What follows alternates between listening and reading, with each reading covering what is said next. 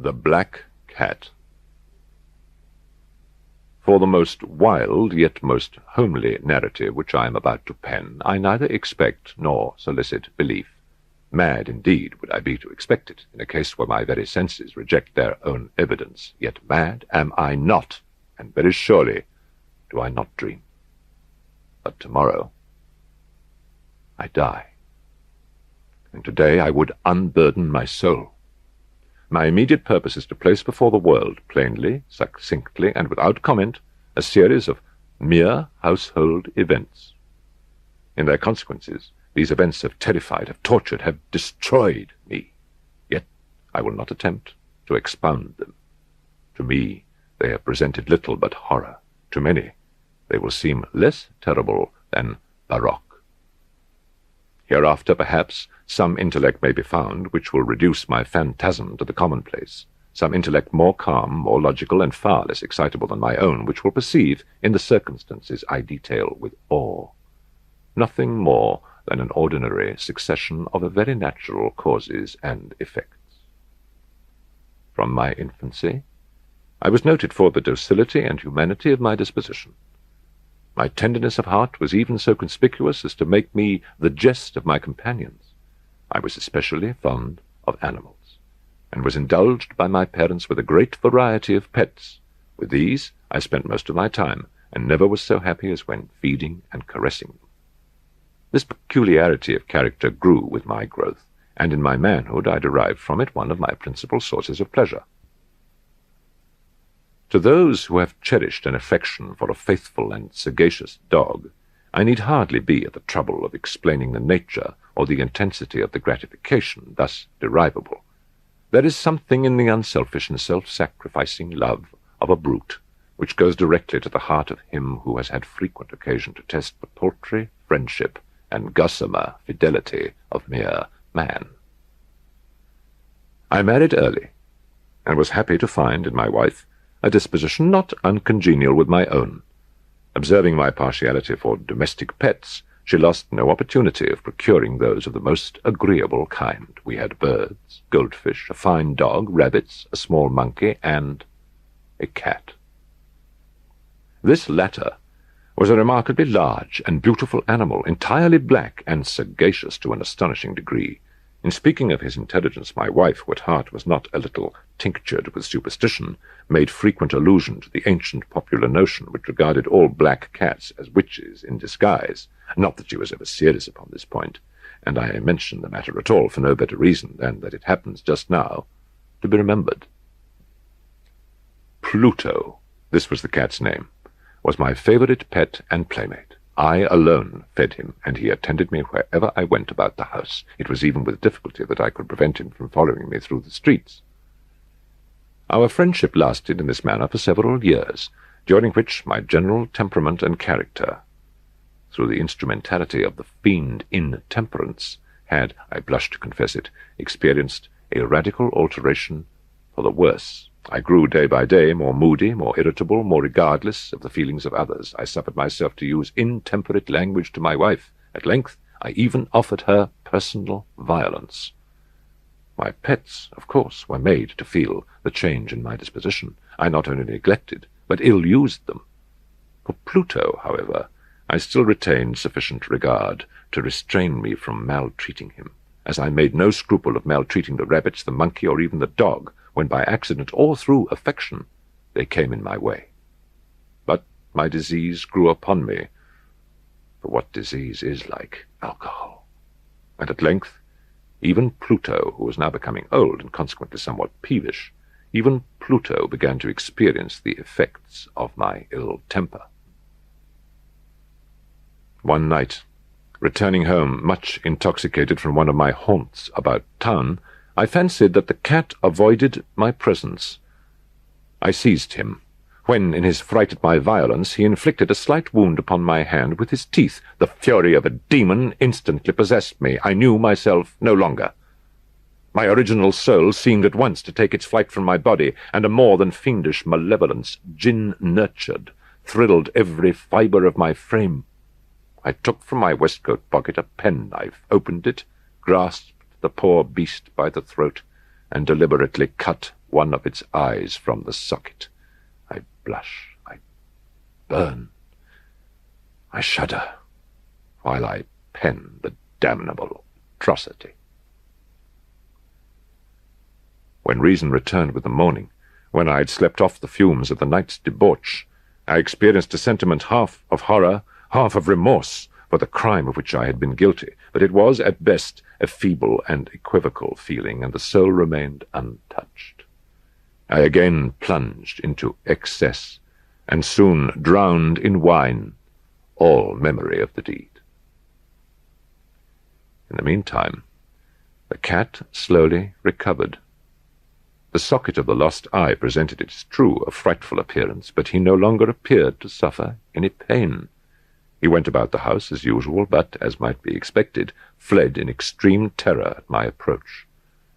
I had so much of my old heart left as to be at first grieved by this evident dislike on the part of a creature which had once so loved me. But this feeling soon gave place to irritation, and then came, as if to my final and irrevocable overthrow, the spirit of perverseness. Of this spirit, philosophy takes no account. Yet I am not more sure that my soul lives than I am that perverseness is one of the primitive impulses of the human heart, one of the indivisible primary faculties or sentiments which give direction to the character of man. Who has not 100 times found himself committing a vile or a silly action for no other reason than because he knows he should not? Have we not a perpetual inclination, in the teeth of our best judgment, to violate that which is law, merely because we understand it to be such? This spirit of perverseness, I say, came to my final overthrow. It was this unfathomable longing of the soul to vex itself, to offer violence to its own nature, to do wrong for the wrong's sake only, that urged me to continue and finally to consummate the injury I had inflicted upon the unoffending brute. One morning, in cool blood, I slipped a noose about its neck and hung it to the limb of a tree, hung it with the tears streaming from my eyes and with the bitterest remorse at my heart, hung it because I knew that it had loved me and because I felt it had given me no reason of offense, hung it because I knew that in so doing I was committing a sin, a deadly sin that would so jeopardize my immortal soul as to place it, if such a thing were possible, even beyond the reach of the infinite mercy of the most merciful and most terrible God. On the night of the day on which this cruel deed was done, I was aroused from sleep by the cry of fire. The curtains of my bed were in flames. The whole house was blazing. It was with great difficulty that my wife, a servant, and myself made our escape from the conflagration. The destruction was complete. My entire worldly wealth was swallowed up, and I resigned myself thenceforward to despair.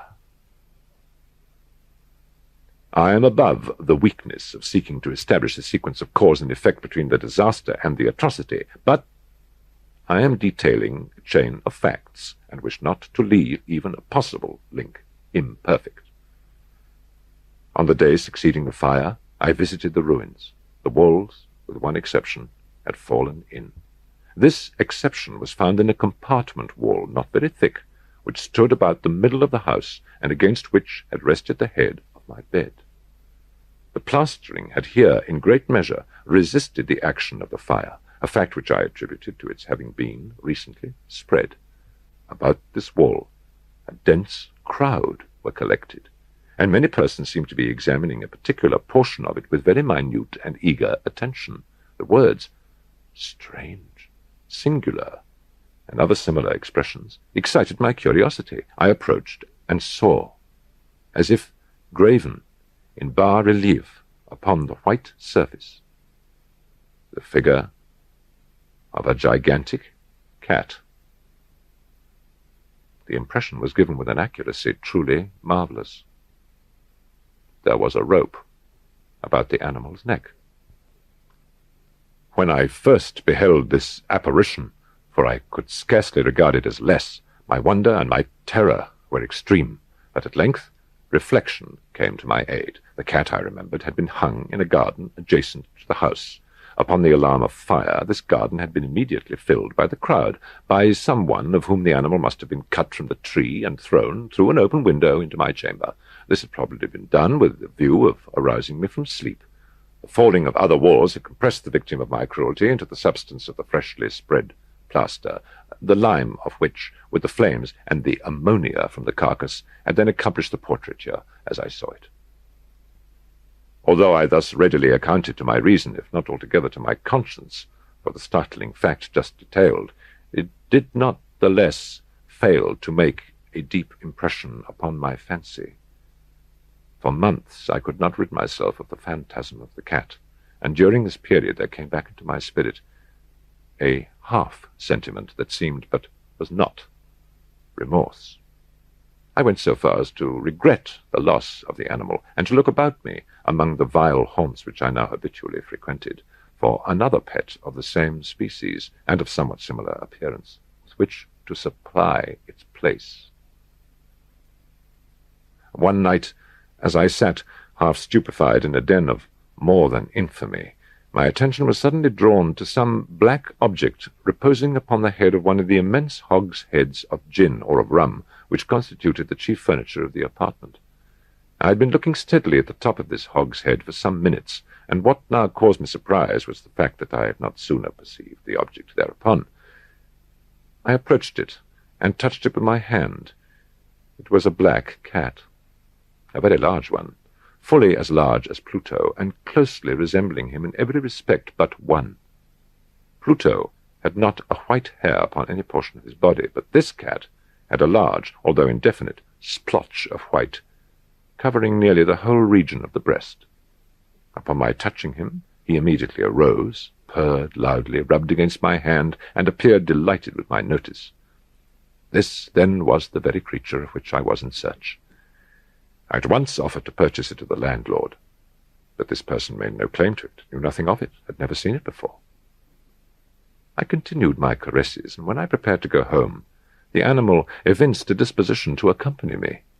I permitted it to do so, occasionally stooping and patting it as I proceeded. When it reached the house, it domesticated itself at once, and became immediately a great favourite with my wife.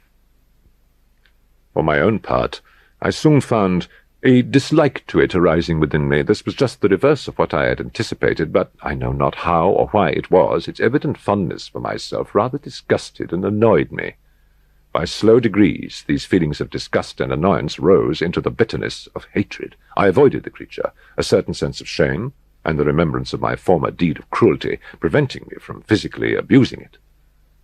I did not, for some weeks, strike or otherwise violently ill-use it, but gradually, very gradually, I came to look upon it with unutterable loathing, and to flee silently from its odious presence, as from the breath of a pestilence.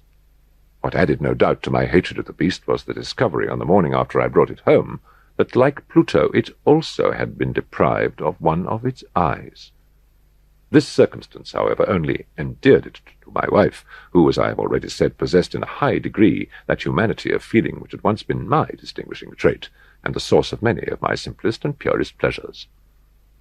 With my aversion to this cat, however, its partiality for myself seemed to increase. It followed my footsteps with a pertinacity which it would be difficult to make the reader comprehend. Whenever I sat, it would crouch beneath my chair, or spring upon my knees, covering me with its loathsome caresses. If I arose to walk, it would get between my feet, and thus nearly throw me down, or, fastening its long and sharp claws in my dress, clamber, in this manner, to my breast. At such times, although I longed to destroy it with a blow, I was yet withheld from so doing, partly by a memory of my former crime, but chiefly, let me confess it at once, by absolute dread of the beast.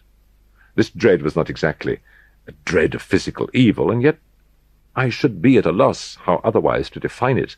I am almost ashamed to own, yes, even in this felon's cell, I am almost ashamed to own, that the terror and the horror with which the animal inspired me had been heightened by one of the merest chimeras it would be possible to conceive.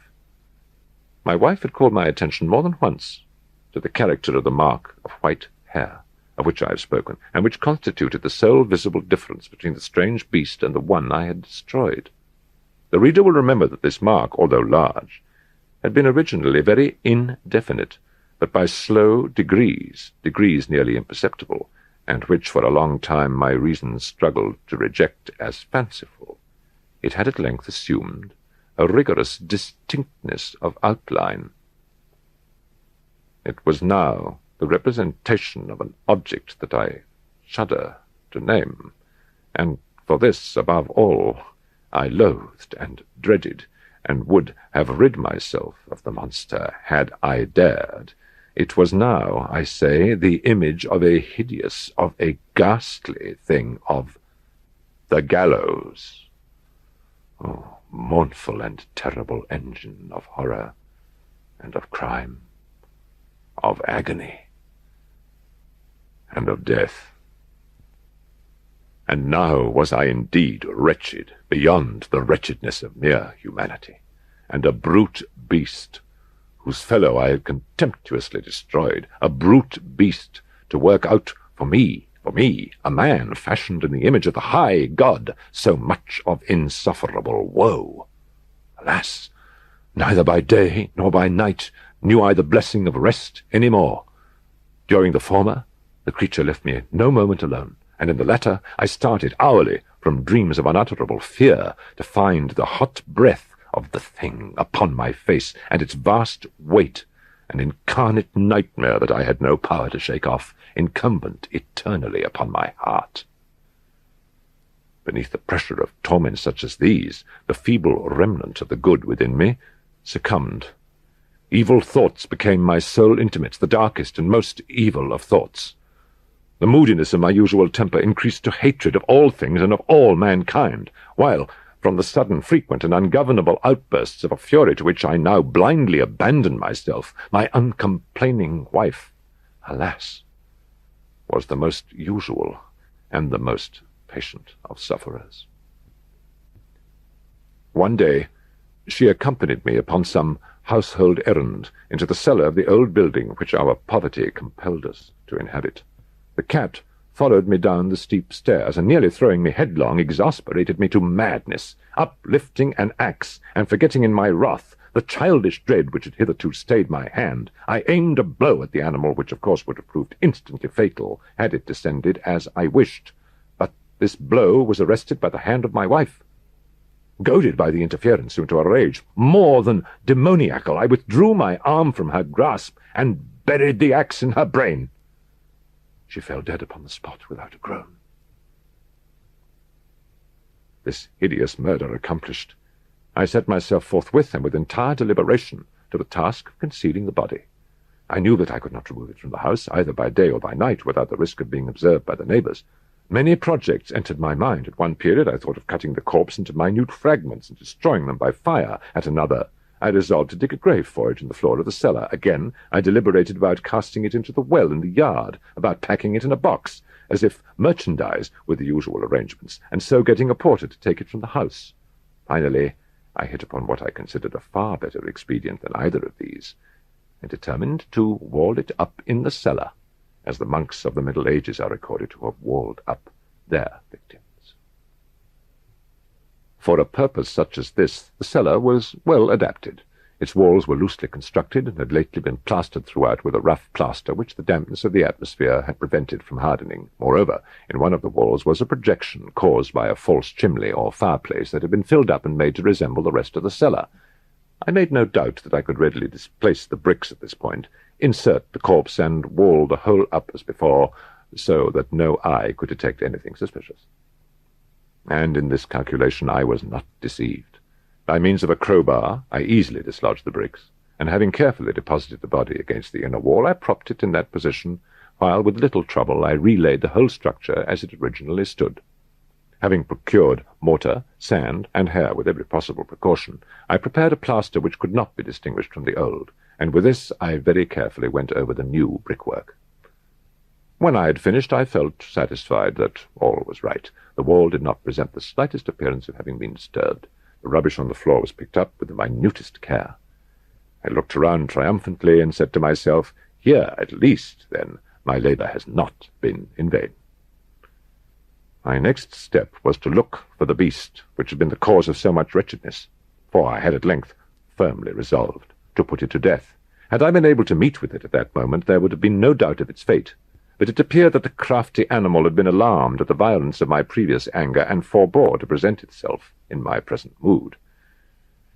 It is impossible to describe or to imagine the deep, the blissful sense of relief which the absence of the detested creature occasioned in my bosom.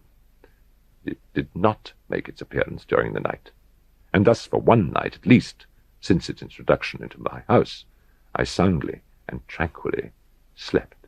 I slept, even with the burden of murder upon my soul. The second and the third day passed, and still my tormentor came not. Once again I breathed as a free man. The monster, in terror, had fled the premises forever. I should behold it no more. My happiness was supreme. The guilt of my dark deed disturbed me but little. Some few inquiries had been made, but these had been readily answered. Even a search had been instituted, but of course nothing was to be discovered. I looked upon my future felicity as secured. Upon the fourth day of the assassination, a party of the police came very unexpectedly into the house, and proceeded again to make a rigorous investigation of the premises. Secure, however, in the inscrutability of my place of concealment, I felt no embarrassment whatever.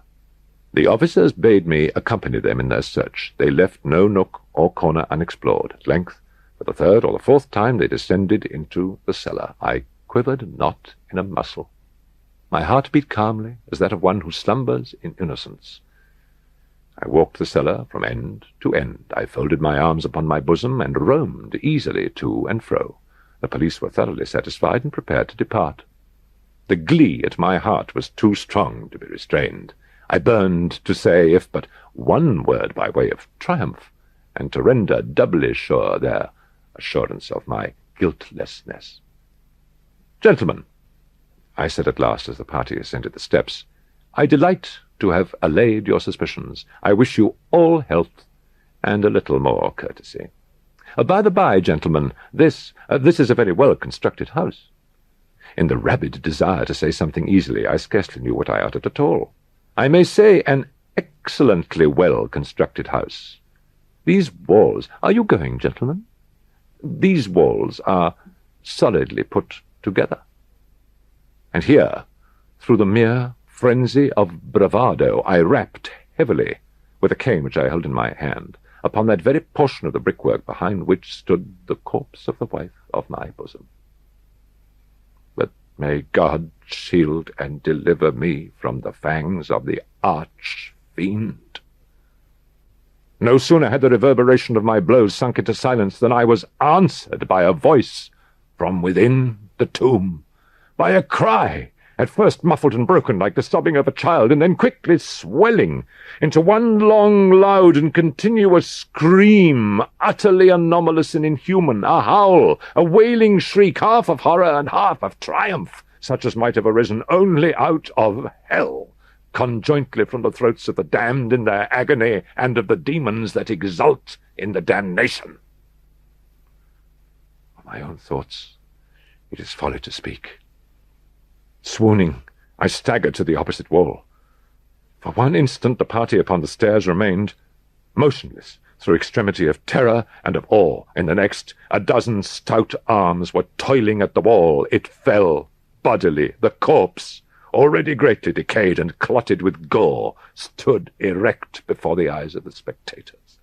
Upon its head, with red, extended mouth and solitary eye of fire, sat the hideous beast whose craft had seduced me into murder, and whose informing voice had consigned me to the hangman. I had walled the monster up within the tomb.